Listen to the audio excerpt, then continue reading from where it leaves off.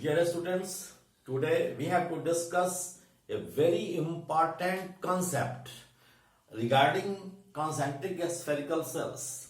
Here there are two spherical cells A and B having charges QA and QB and radius RA and RB. We have to find the potential difference between the shell A and B.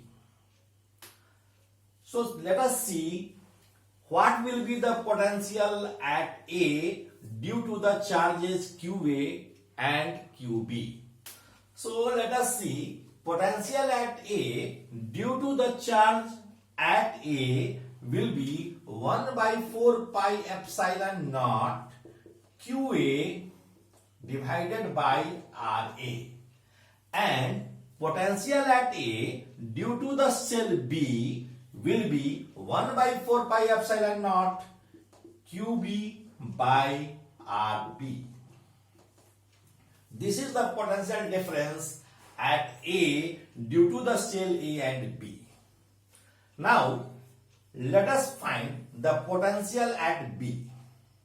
Potential at B due to the shell A is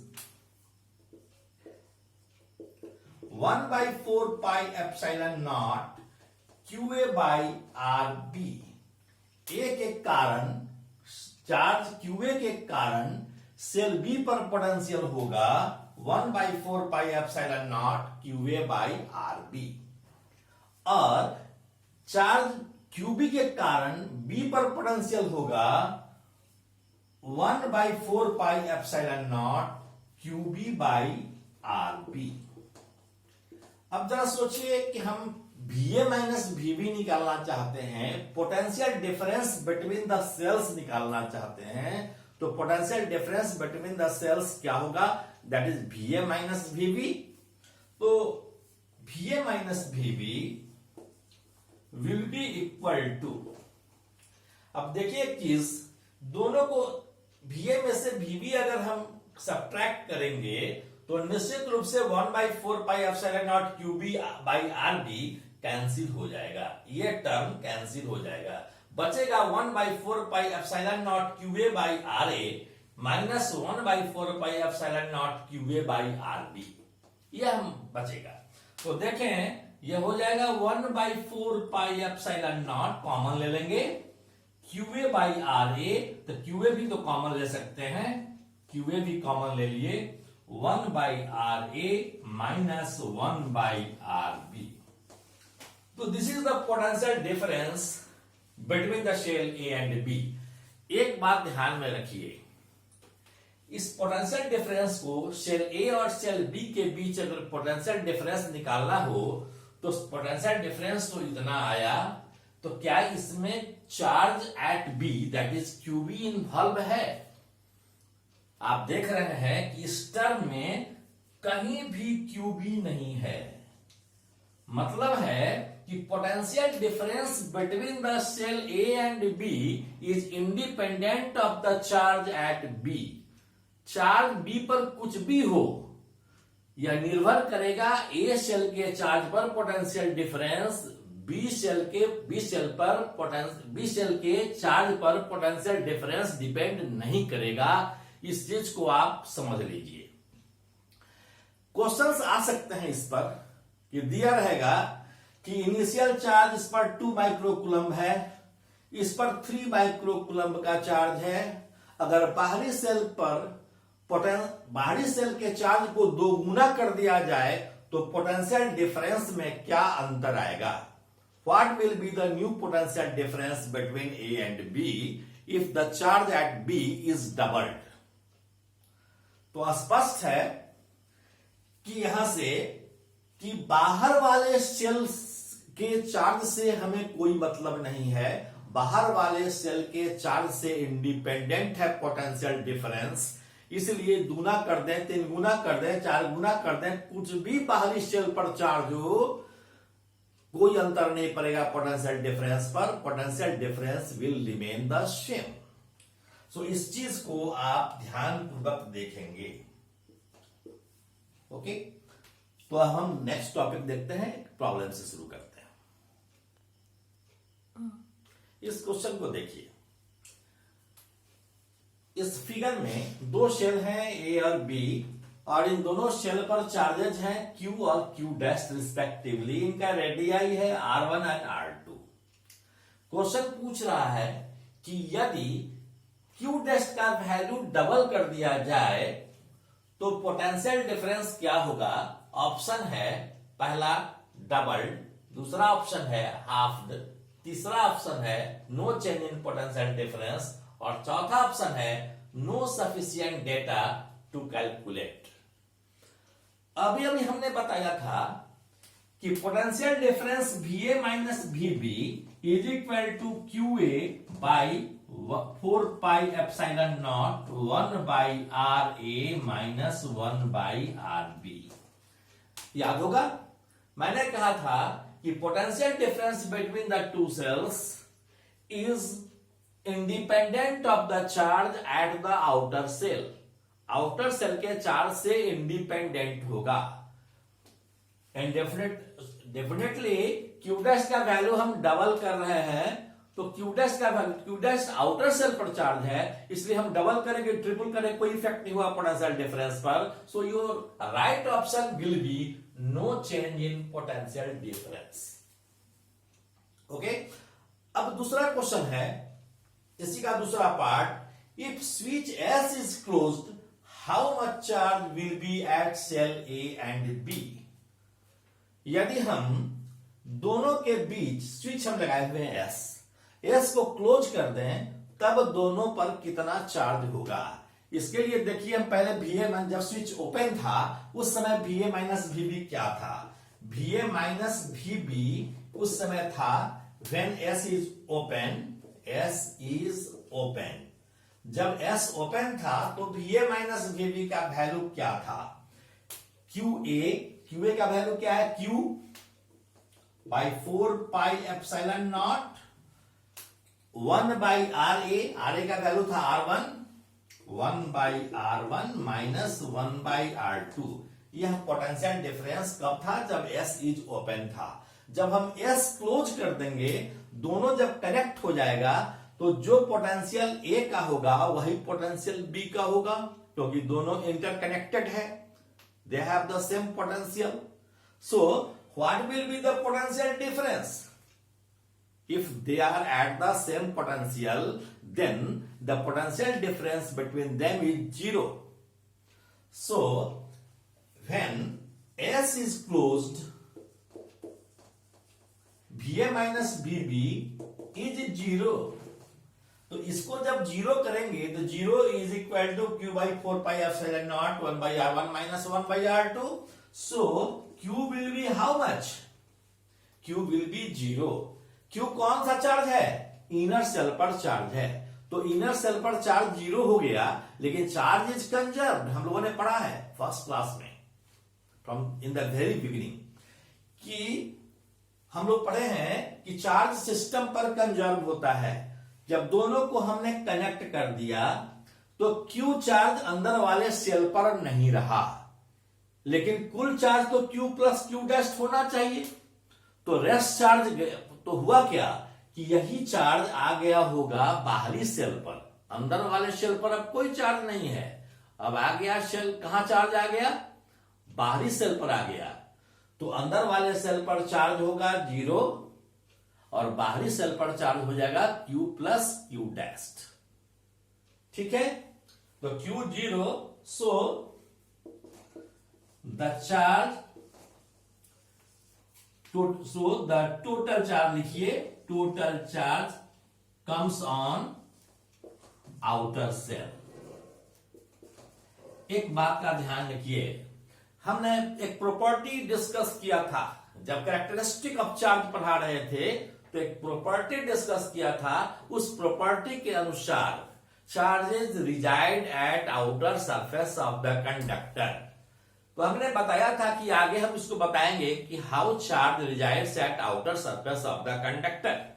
तो आप यहां देख रहे हैं कि अंदर वाला charge ही बाहर चला गया अगर दोनों को कनेक्ट कर दिए। इसका मतलब है कि अंदर वाले पर अगर हम दोनों को कनेक्ट कर दें, दोनों के बीच तार जोड़ दें, दोनों के बीच स्विच को क्लोज कर दें, तो हम अंदर वाले पर भी चार्ज देंगे तो यह चार्ज आ जाएगा बाहर की ओर।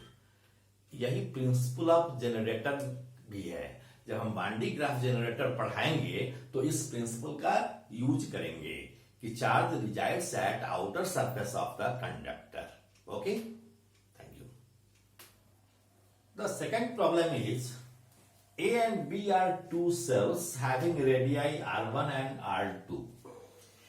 Cell A has no charge, but cell B has charge Q uniformly distributed over its surface.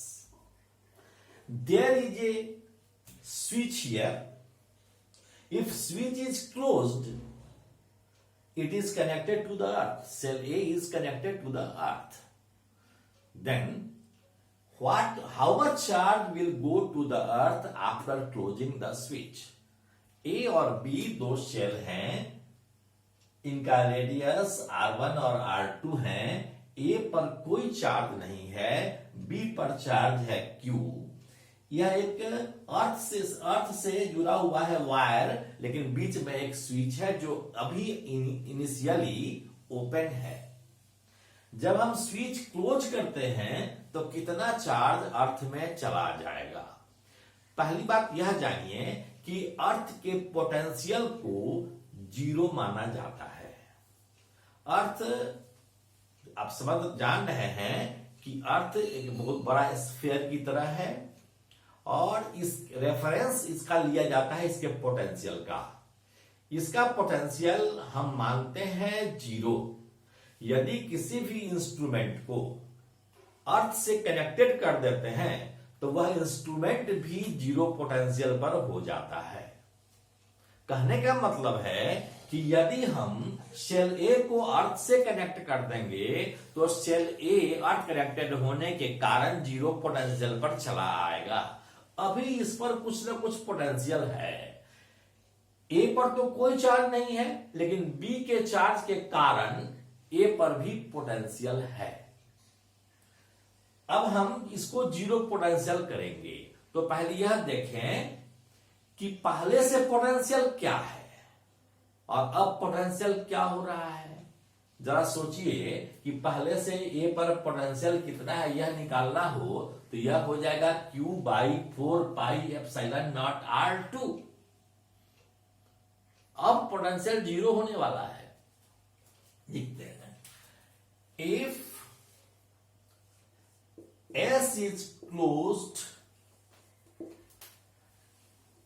let Q dash charge comes at cell A। हमने यह माना कि यदि इसको अर्थ कनेक्टेड करते हैं तो इस पर पहले से तो कोई चार्ज नहीं था, लेकिन अब चार्ज आ गया Q डैश। तो आपके मन में प्रश्न हो रहा होगा कि पहले से चार्ज है ही नहीं तो आ कहां से जाएगा। तो मैं निकालना चाहता हूं कि क्या चार्ज आ जाएगा। हम अगर चार्ज नहीं आएगा तो Q डैश का वैल्यू जीरो होगा, और यदि चार्ज आ जाएगा तो Q डैश का वैल्यू कुछ ना कुछ निकलेगा। तो हम टेस्ट कर लें कि Q डैश का वैल्यू जीरो आता है कि अदर देन जीरो आता है। तो यदि S को क्लोज करते हैं तो Q dash charge comes at cell A, और सेल पर अगर आ जाता है Q डैश चार्ज तो हम A सेल का पोटेंशियल क्या होगा उसको देखते हैं। Then potential at A is VA is equal to, क्या होगा potential Q dash by 4 pi epsilon naught R1। इसको अलग अलग कर देते हैं। 1 by 4 pi epsilon naught Q dash by R1 plus, यह तो Q डैश चार्ज आने के कारण होगा। और यदि यहां हम एक अलग फिगर भी बना देते हैं आपको समझने के लिए कि यदि आपको समझ में आएगा। अब हम अर्थ कनेक्टेड कर दिए हैं, यहां स्विच क्लोज कर दिए हैं। इस पर चार्ज आ गया है Q डैश, इस पर पहले से चार्ज था Q, यह रेडियस था R1, और यह रेडियस था R2। जरा देखिए, तो यह सेल A था, यह सेल B था, तो VA क्या हो जाएगा? हम इसको 1/4 पाई एप्सिलॉन नॉट कॉमन ले लिए, इसके कारण होगा 1/4 पाई epsilon naught Q by R2। तो लिखेंगे 1/4 पाई एप्सिलॉन कॉमन है Q बाई R2।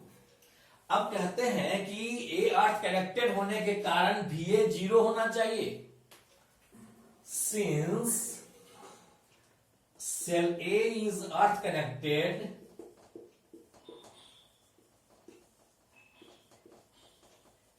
इसलिए VA बराबर 0। अगर यहां 0 रख देंगे तो यह क्या हो जाएगा? इतना बराबर 0। That means Q dash by R1 plus Q by R2 is equal to 0। So Q dash बराबर हो जाएगा, Q डैश बाई R1 बराबर होगा माइनस Q बाई R2, और R1 चला जाएगा ऊपर R1, इसलिए Q डैश बराबर हो जाएगा minus Q by R2 into R1। This is the charge at cell A, यानी इसका वैल्यू हो गया कितना? Minus QR1 divided by R2। इतना चार्ज आ गया। पहले से चार्ज 0 था, अब चार्ज इतना आ गया, तो कितना चार्ज अर्थ में चला गया होगा? Hence so the charge gone to the earth is, कितना चार्ज चला गया होगा? पहले से चार्ज 0 था, अब चार्ज इतना है, तो पहले initial charge minus final charge, तो इनिशियली चार्ज कितना था? 0। अब फाइनली चार्ज कितना है? Minus QR1 by R2। तो कितना चार्ज चला गया? QR1 by R2 charge goes to the earth. इतना ही चार्ज अर्थ पर गया, QR1 बाई R2। ठीक है, thank you very much, all the best.